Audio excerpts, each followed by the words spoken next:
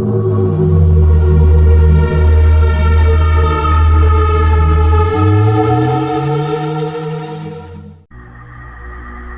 दोस्तों, बहुत से ऐसे लोग हैं जो यह स्वीकार करते हैं कि उन्होंने रूहों को देखा है, लेकिन जिन लोगों का सामना कभी किसी मृत आत्मा या भटकती रूह से नहीं हुआ, उनके लिए यह सब बचकानी और मनगढ़ंत बातें भी है।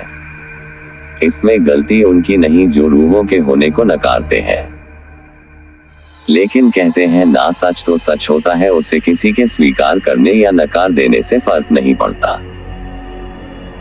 और सच यही है कि मरने के बाद अतृप्त और असंतुष्ट आत्मा इंसानी दुनिया में वापस आती है, और उनके इस दखल से जीते जागते लोग तो प्रभावित होते ही हैं, साथ ही वह मरने के बाद भी अगर उनकी इच्छाएं पूरी नहीं होती तो वह खुद भी परेशान रहती है।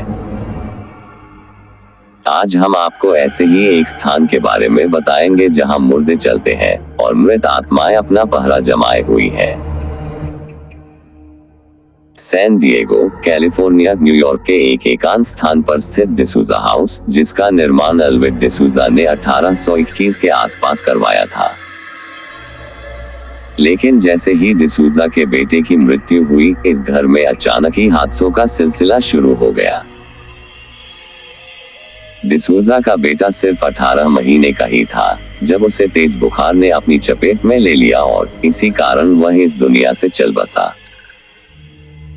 डिसूजा परिवार को इस घर में आने से पहले ही यह लगता था कि कुछ तो है जो बहुत अजीब है।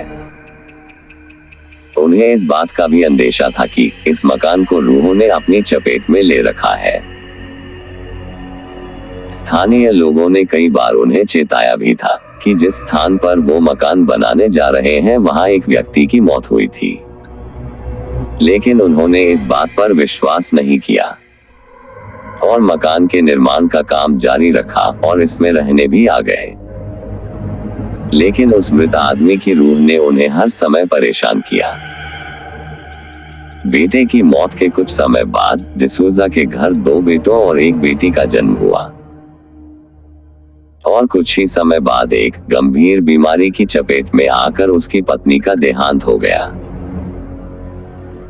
कुछ सालों बाद जब उनके बड़े बेटे का तलाक हुआ तो इस सदमे को सहन न कर पाने के कारण उनके बड़े बेटे ने आत्महत्या कर ली। वहीं उनकी बेटी आलिया, जो शादी के बाद उन्हीं के साथ डिसूजा हाउस में रह रही थी, आलिया के पति की भी मौत हो गई।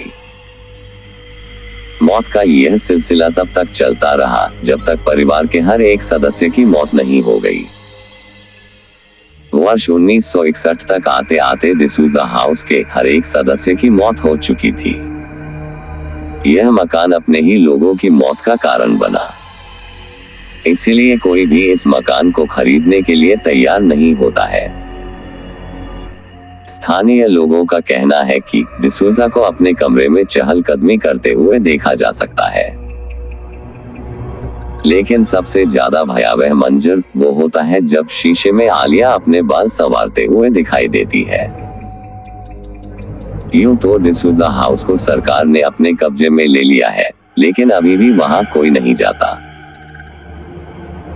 छानबीन करने गए एक दल में शामिल व्यक्ति का कहना था कि रात के करीब 1 बजे जब वो और उनकी टीम घर का मुआयना कर रहे थे, तब उन्हें हर कमरे में किसी के होने का आभास हुआ। उन्हें एक औरत भी चलती हुई दिखाई दी, लेकिन जब उस पर टॉर्च की रोशनी डाली गई तो वह दरवाजे में समा गई।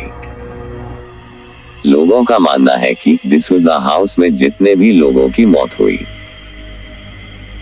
आज भले ही वह इंसानी शरीर के साथ इस दुनिया में नहीं है, लेकिन आत्मा बनकर वह आज भी यहीं भटक रहे हैं।